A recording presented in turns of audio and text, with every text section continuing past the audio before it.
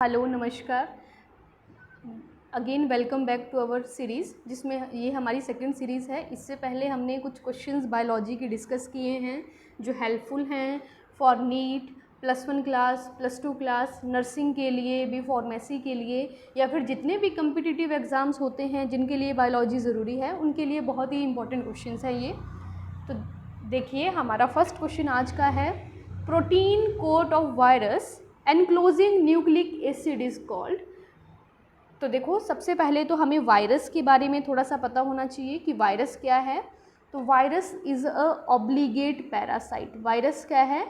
Obligate parasite है। Obligate का मतलब होता है मजबूरी, पैरासाइट मतलब कि जो लिविंग होस्ट के ऊपर ग्रो करते हैं उनको पैरासाइट बोलते हैं हम।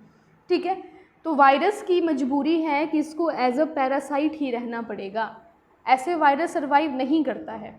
ठीक है, वायरस को जो है हम किसी भी 5 किंगडम की क्लासिफिकेशन में नहीं रखते हैं। ना तो ये बैक्टीरिया का में आता है, ना तो ये प्रोटोजोन है, ना ये प्लांट है, ना ही एनिमल है, ना ही ये फंगस है। ये एक डिफरेंट ग्रुप है। ठीक है, और क्यों इसको हम डिफरेंट बोलते हैं? क्योंकि ना ये लिविंग है और ना ही नॉन लिविंग है। ठीक है, ये दोनों की तरह बिहेव करता है।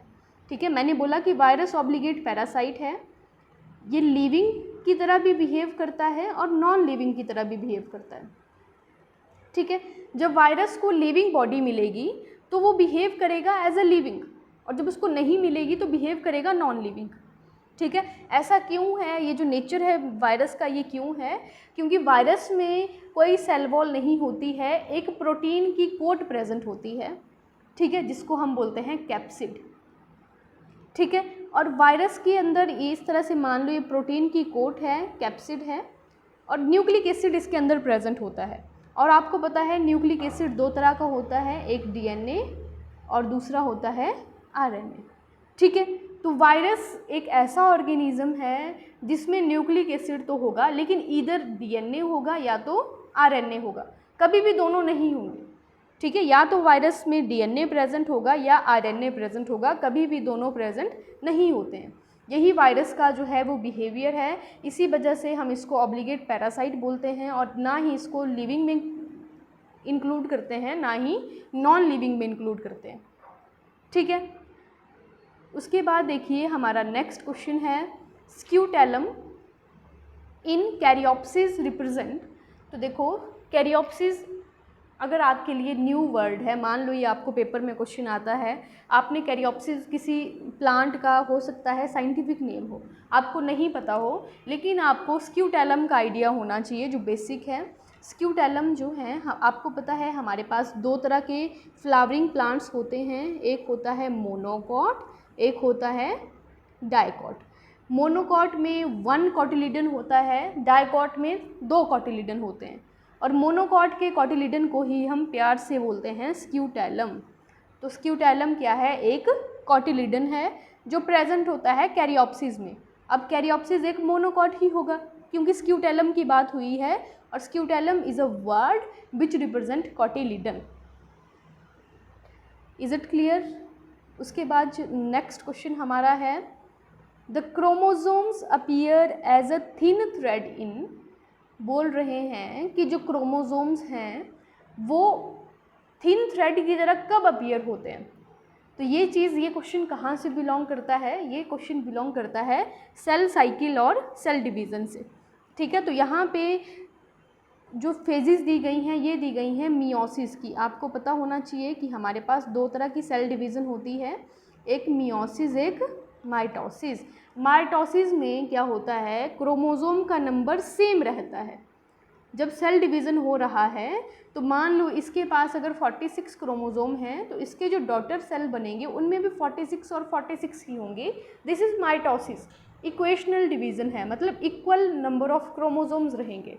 लेकिन मियोसिस को हम बोलते हैं रिडक्शनल, मतलब मान लो पहले अगर आपके पास पेरेंट के पास 2n है तो ये जब डॉटर सेल बनाएगा तो इसके पास हाफ ही रहेंगे क्रोमोसोम।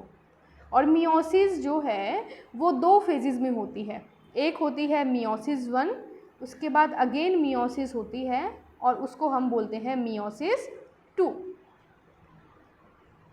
ठीक है, तो यहाँ पे पूछ रहे हैं कि क्रोमोसोम जो हैं वो लॉन्ग थिन थ्रेड की तरह कब अपीयर होते हैं। तो सेल साइकिल और सेल डिवीज़न में 4 फेजेज़ आती हैं, प्रोफेज, मेटाफेज, एनाफेज और टीलोफेज। ठीक है, तो मियोसिस में भी दोनों होंगी, प्रो, मेटा, एना, टीलो। माइटोसिस में भी दोनों होंगी। तो जो मियोसिस है, मियोसिस 1 की जो प्रोफेज है वो बहुत लंबी होती है। इसमें पहली फेज़ को बोलते हैं लिप्टोटिन, दूसरी को बोलते हैं जाइगोटिन, तीसरी को बोलते हैं पैकाइटिन और चौथी को बोलते हैं डिप्लोटिन। ठीक है, तो इसमें क्रोमोसोम थ्रेड की तरह होते हैं लिप्टोटिन में। ठीक है, लिप्टोटिन में जो क्रोमोसोम्स हैं वो अपीयर होते हैं थ्रेड की तरह। और ये क्वेश्चन जो है वो एचपी टेट का तो फेवरेट क्वेश्चन है। हर बार एचपी टेट जो मेडिकल का होता है वहाँ पे तो पक्का इस क्वेश्चन को पूछा जाता है। अब देखो, अगर लिप्टोटिन की बात हो गई तो थोड़ी सी बात जाइगोटिन की भी कर लेते हैं, जो कॉमन है। जैसे क्रोमोसोम थिन थ्रेड की तरह होते हैं लिप्टोटिन में। नेक्स्ट है जाइगोटिन। जाइगोटिन में जो क्रोमोसोम्स हैं वो पेयरिंग अप होना शुरू हो जाती है जाइगोटिन में क्रोमोसोम्स की। तो जाइगोटिन को रिप्रेजेंट करेंगे कि इसमें पेयरिंग अप होना शुरू हो जाती है क्रोमोसोम की, जिसको हम बोलते हैं साइनेप्सिस। ठीक है, फिर पैकेटिन में होती है क्रॉसिंग ओवर, मतलब जेनेटिक मटेरियल ट्रांसफ़र हो जाता है और इसी को रिकम्बिनेशन भी हम बोलते हैं। ठीक है, और डिप्लोटिन में होती है चेज़मेटा फॉर्मेशन, चेज़मेटा फॉर्मेशन। तो ये कॉमन चीज़ें हैं जो आपने याद रखनी है कि लिप्टोटिन में क्या हो रहा है, जाइगोटिन में क्या हो रहा है, डिप्लोटिन में क्या हो रहा है और पैकाइटिन में क्या हो रहा है। ठीक है, आई होप आपको ये क्वेश्चन क्लियर हो गया होगा।